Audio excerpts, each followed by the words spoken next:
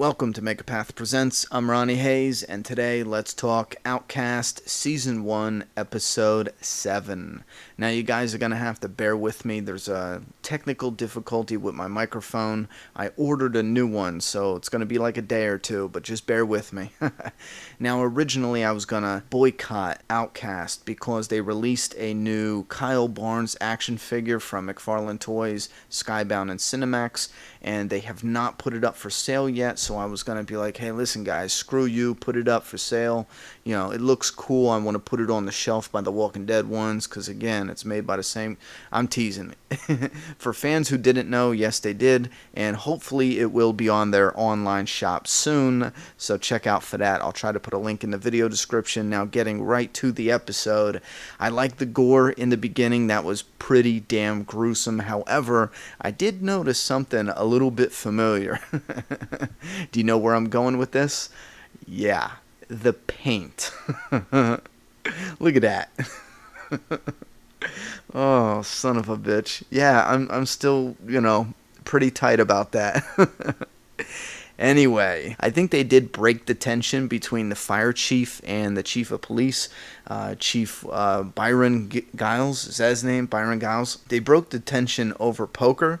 And I at first didn't understand it because I really thought they had some really solid tension there. But later on, when they test them, I thought it was a good point for the story to move on past this and go somewhere else, because now it opens up the possibility that before we as the audience were also looking at him as being a person of interest, you know what I mean? But now we see him in a different light. He might be a witness, and I'm talking about the chief of the firefighters or whatever he is. He's not just a suspect, a perp, He's a witness, a potential witness to that dark element that's got its hold over the town, because again, Kyle tested him and it didn't hurt him or nothing. So I like that. At first I was a little bit shook because I liked the tension they were building. But then again, what they do with the poker table and the friendships, this is something that's fleshed out more on the show than it is in the comic book. And I'm talking about the camaraderie between all of the poker players, especially between Byron Giles and Reverend Anderson. I'm hoping I'm saying his last name right. Not only the friendship, but going beyond that, especially Giles, the actor who plays him, the chief of police, he is a solid actor. I recently watched him in House of Cards. He was fantastic in that. As a matter of fact, I can't even think of a show or a movie he has been in where he wasn't great. And this is the type of guy who isn't a superstar. He's not Tom Cruise. But every time he is a supporting character or a minor character in a TV show or a movie, he knocks it out of the park. So I'm excited as hell to hear that they are willing to give more story and flesh out the story to actors who deserve it. Because in my opinion, at the end of this discussion, I'm going to bring up an actor who doesn't deserve it. But I do believe that Giles, the actor playing him, he deserves every second they're giving him. Now, to the actor that doesn't really deserve it, in my opinion, again, we're going to harp on this. It's the Allison character. Now, between Allison and Amber, they had a really gripping scene where the daughter turned to the mother and she's like, I don't know which face to write, because she wrote the face empty on the picture of the father, the mother, and the daughter. And I thought that was like a punch in the gut. But then afterwards, she goes up to the closet, and this was pretty cool because we got a hint in the poster, and I don't know if anyone else was thinking this, but the posters they were showing well before the TV show came out, it was of a door, and it was like this drawing, and that's the first thing I thought of. So I was really excited for her to investigate. Plus we heard scratching. So when the Allison character kneels down, she has this curious look on her face, or at least it's supposed to be curious, and then she picks up like a black crayon, and again, it's supposed to be like, what is this? And then she moves the clothes and she looks, and it's supposed to be just a shocking scene, or at least that's what I got from it, because there's curiosity, there's mystery, there's shock, and there's horror at what she's realizing, because then she has this flashback apparently, and it is traumatizing. You know what I mean? She's realizing she was the one choking her daughter. She was killing her daughter. And these are the faces, these are the expressions we get from a person who's just realizing they were choking the life out of of their kid. And I do believe, and I'm gonna be a bit bold here, but I do believe the editor, or maybe the director, or the writers or the producers, somebody might have caught on to that, and that's why we got that effect when she fell back, when it's supposed to be shocking, and her facial expressions just was not doing shit. They darkened the screen, and they put this effect in there, and I feel like that might have been compensating for the lack of range with this actor. I even looked her up, and she was in a lot of independent stuff. She had some good articles written about her, but even the Google search, it was just the same face. It's everywhere. It's haunting me now.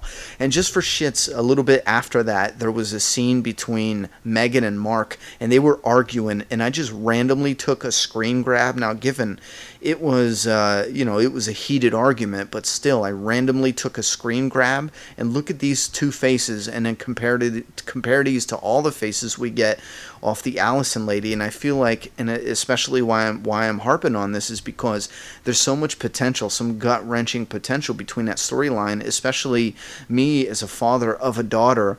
Some of those scenes, it's hard to watch, you know what I mean? Not in a certain way, but it's still, it hits you, you know what I mean? Right in those feelings. And no, I'm not going to say feels. Anyone who says in the feels, you punch yourself in the face. Anyway, I'm teasing, but you know what I'm saying? Trying to make light of a harsh subject. I don't want to berate an actor, but sometimes I feel like if they're phoning it in, or maybe sometimes with females you find that they have a hard time scrunching their face because they don't want to be ugly. Listen, when you're yelling, when you're crying, in real life you're ugly as shit. It's just the way it is. You make weird faces, you contort your muscles in your face, and you look like, Chunk from the Goonies. Just fucking deal with it. Suck that shit up and go to work. And another thing I'm harping on this is because it's not impossible. There's definitely room for improvement, and that's the only thing I want to put out here, because any critics or anyone knocking anyone down, if you just take those punches and you walk away and quit, well then you're weak and you deserve to quit. But if you take those punches and you improve your craft, well then shit, you're a legend. And I'm not saying that this actress is going to be listening to this shitty ass review with a broken microphone. I'm just saying that all reviewers, all critics should speak their mind openly, because hopefully that helps mold talent into better talent. So for those out there that are sensitive maybe, or thinking I'm being a little too hard, fuck you. Anyway, listen, the story deviates from the comics at this point when the Allison character leaves the daughter with the father, which is the lead character, Kyle Barnes, and I'm actually thrilled with that, because this gives the actress the ability, or the possibility, to not be in some of these scenes that might be crucial. And if she can't pull her own weight, then it's better to write her out of it in a certain clever way, than for her to drag down the rest of the production, you know what I mean? Especially in these scenes that are emotionally heavy. But I don't think it's over. I'm not saying that at all. Again, it's not impossible for the actress to improve her craft, and I believe if she comes back to this storyline, maybe in season 2, and she makes some serious improvements, she can knock it out of the park. There's always hope. Anyway, this is what I pulled from season 1, episode 7. I'm still really enjoying this series, and again, it gripped me in a way where I don't like possession, exorcism stories at all, and I'm still fascinated with the mystery behind these. The comic book recently came out with another issue, and I'm getting a little frustrated with the comic book, because I feel like maybe they're stretching that out to try to get around some of the mysteries that are being revealed for the show, if you know what I mean. Like, the comic book this month was all hints, all questions, no answers, and I feel like it's tiptoeing around that because of the show. I'm sure it's not, and I'm just being impatient and I want some answers. But if you're confused in TV land, so are we reading the comics, because they ain't telling us shit. Alright guys, give me your thoughts and opinions down in that comment box. I'll see you next time with a better mic. I'm done talking, it's your turn. Subscribe now.